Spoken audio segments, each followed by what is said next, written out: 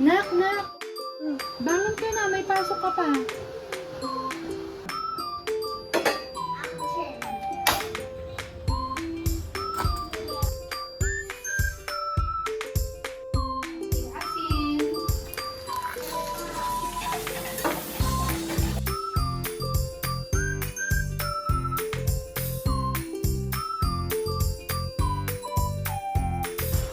O, ito anak, pwede ka nakakain. Luto ng almusal mo.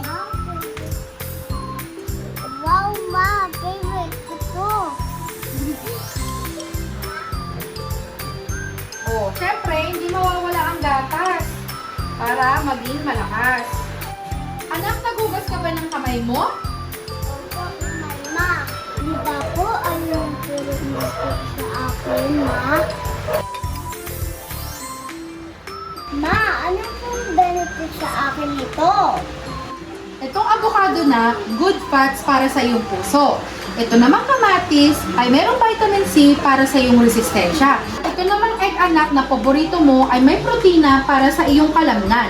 At itong gatas ay may vitamin D at calcium pampatibay ng iyong buto. Wow naman, ma. Lalakas na ako nito.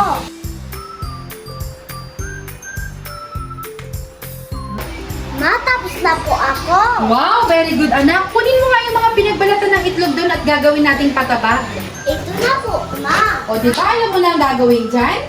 Opo naman, ma.